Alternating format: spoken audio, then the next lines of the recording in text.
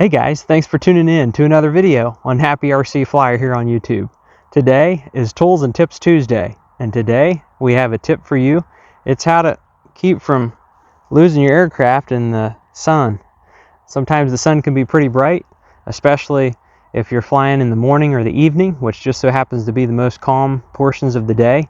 Generally speaking, if you have a little breeze, if you have a day that's got a little light wind, as soon as the sun rises and just gets just close to the horizon, or as soon as the sun is setting close to the horizon, that is usually when the wind dies off. If you didn't know that, that's kind of a fun fact.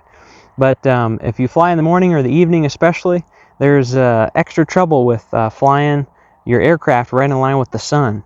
And it reminds me of a time when I was flying this, which I have been just flying this here at the park this evening, brushing up on my helicopter skills. And I was flying this Blade 230 at an airfield, and I was doing somersaults across the horizon. Just thought it looked cool, and was just kind of getting the hang of it, you know, making them nice and symmetrical, and started going across and ended up going right in line with the sun. I wasn't even thinking. I was just so focused on what I was doing with the aircraft that I wasn't even thinking that I was going to be putting it right in line with the sun. And so for just a few seconds, I wasn't able to see the aircraft because everything was really bright, and so it kind of temporarily blinded. I was able to see, but I couldn't make out where the aircraft was. Now this Blade 230 incidentally has safe on it, and some people say, well, I don't like safe, but I do. Safe saved me in that incident. If it wasn't for safe being able to be activated on a quick toggle switch, and if I didn't think about it, I would have lost the aircraft. I'm quite confident, because I was just doing flips and then all of a sudden I couldn't see it. And if you know anything about helicopters, you're not going to take your eyes off of a helicopter that's doing aerobatics and then pick up where it's at least I'm not, anyway. Maybe somebody else can, but yeah, so I was very grateful for that. But it also reminded me to be careful where I place myself in my flying area, and then where I'm going to be flying, and pay a little more attention. And so that's what we're here to talk about today. And if you haven't already, please consider subscribing. Subscribing helps the channel grow, and we're here to help grow the hobby. If you like that unsponsored, unbiased perspective on things, this is the channel for you. We don't make any money on the videos. I don't make any money on the aircrafts or the products. If you see me feature a product on the channel, it's not because I was giving it for free, or someone sent it to me to review, or I got a discount on it. I paid the same price as anybody else would. I'm just a hobbyist. I work for a living. That's where I make my money, and I just do these videos and fly RC just for fun. So try to keep it unbiased. I feel like if I were getting money or getting free products, it would sway me a little bit to favor the products, because I didn't have to spend money on it. And there are a lot of products that really aren't worth the price that they're asking for them, but if you're getting them for free, there's a lot of products that would be pretty nice. So anyway, without boring you with all of that, if you like the unsponsored, unbiased perspective on things from a hobbyist, you've come to the right place. So subscribe, turn on the bell icon if you want to get notified of future video uploads, and drop a comment or a question. Maybe you have an idea for a tool or a tip to be featured on the channel. And again, I don't take any sponsorship, so don't send me anything. And but if you have suggestions on little tips that make the hobby a little more enjoyable and less frustrating, helps people get in the air and have fun, I'm all for that, and probably would be happy to share it depending on what it is. But you're always welcome to drop it in the comment section. That's a great place for that. So comments, questions, I love hearing from you guys, your thoughts on the videos, on the uploads, on the type of aircraft that we feature on the channel. So always appreciate hearing your guys' input. It's a community, and I do this for fun. I have a lot of fun doing this, and so hopefully you guys enjoy it. Don't feel pressured to buy anything if you see something on the channel. Just enjoy the videos, and hopefully this encourages you to get out, enjoy God's great outdoors with an RC. So subscribe, comment, like the video if you like the video at the end. If you like the content, hit the big thumbs up at the end, and share the video with a friend that you think might enjoy it. So anyway, without any further ado, as we mentioned, it's Tools and Tips Tuesday, another episode, and some of you guys have really been enjoying this. And I was thinking about the importance of being careful with not losing our aircraft in the sun. And you can see how we're shooting this video, and the way the sun is skipping across here, the horizon. It's, you know, even just looking almost at eye level right over to the camera, we have the sun coming in here. So I just got done flying the Blade 230. Maybe I'll put some video footage in there for you. I don't know how well I was able to capture the footage, but you know how that goes with a helicopter. Unless you have somebody to chase the aircraft around with a camera, it's a little hard to capture good footage. But this has been a lot of fun, and I can't believe I almost lost it. So it's helped me to be a little more wise in the future. So some inexpensive tips. Just some forethought on where you're going to fly. So depending on where you're flying, if you're flying at a park or an airfield, now some airfields, their runway is laid out already. You're not going to change that if it's a paved strip. If it's a grass strip, maybe, but it depends on where the flight line is and if there are other people flying. You don't want to be flying over the pits or flying your aircraft towards other people. That could be dangerous. If you're by yourself, it's probably okay as long as your airfield doesn't have any rules against that.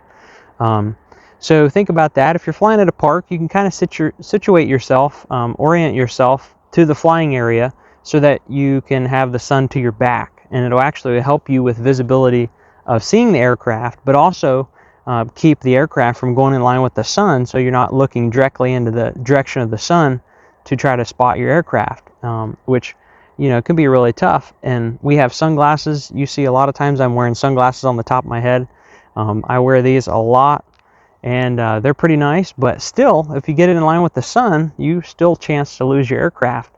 So I have another pair of sunglasses here. These are a couple pairs that I like. I don't really even know which brand they are. I guess these are Ozark Trail, but these are just flimsy plastic.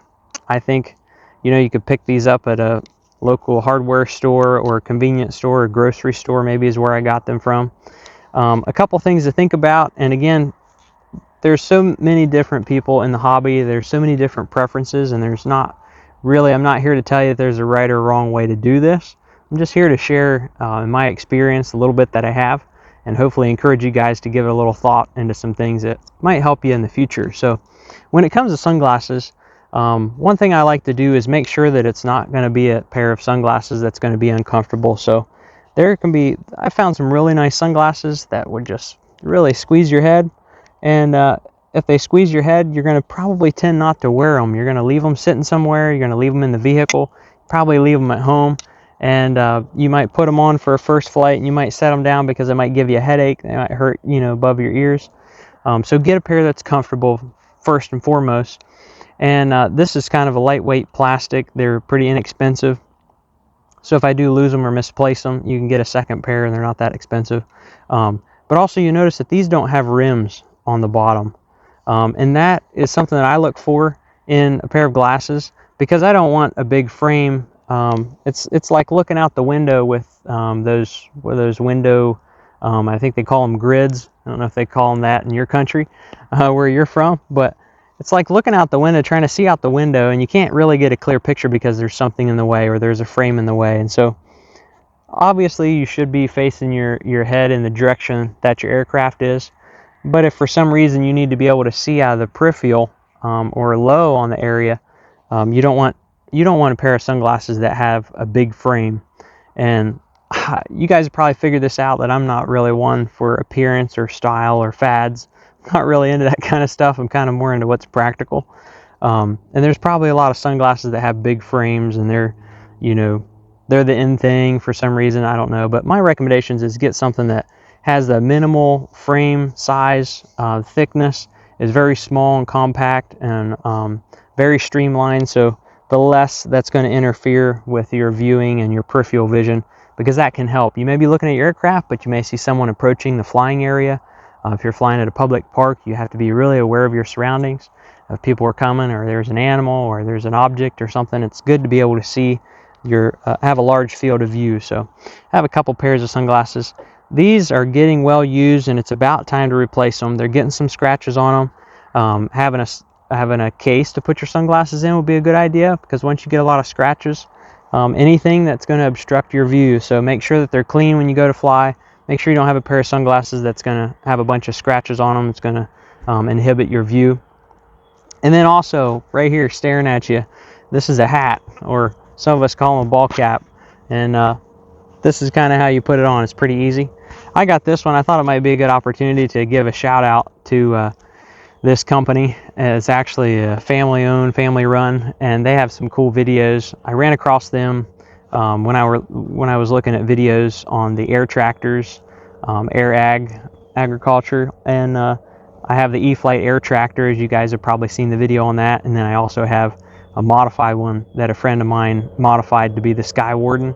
So that is really cool. But Fly Low Aviation, they're based out of, I think it's North Dakota, and if I remember correctly, it's Tyson and Cali, and they do some cool stuff. They have some cool content. There's an airplane flying over. I don't think that's them.